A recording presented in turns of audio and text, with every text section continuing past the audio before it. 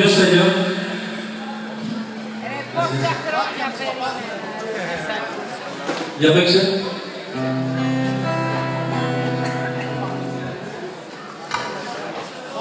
Σαν τα δω, δεν έχω τίποτα πια.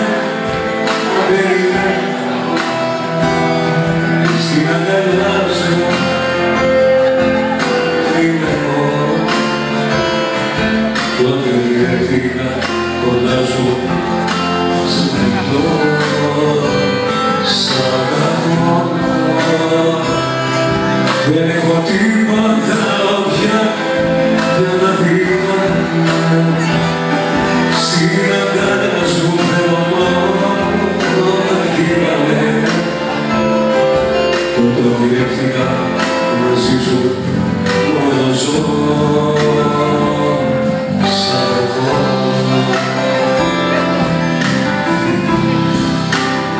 Θέλω να σας πω κάτι.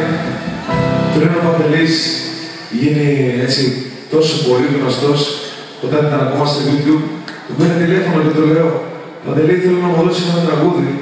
Και αυτό το τραγούδι πάνω μου έκανε το «Συνοδεύομαι, μου λες και εγώ μπερδεύομαι. Το ζήσα μαζί σου και αυτό. Συνοδεύομαι, μου λες και εγώ μπερδεύομαι. Αφήκα μόνο βλέπομαι, μπορώ πίσω το θέλω να σου αυτό. Συνοδεύομαι, μου λες και εγώ μπερδεύομαι. Να ξέρεις πόσο χαίρομαι, που το ζήσα μαζί σου και αυτό. Συνοδεύομαι, μου λες και εγώ μπερδεύομαι. Για μένα μόνο τρέχομαι. Μετά το ξαναπαίρνω τηλέφωνο και του λέω θέλω να βγω άλλο ένα τραγούδι και καλά αυτό μου το έδωσε. Αργήκε, μόνος μου το είπε. Του λέω θέλω να μου δώσει ένα τραγούδι που λέει μη μου τηλεφωνήσεις τίποτα, μη ζητήσεις.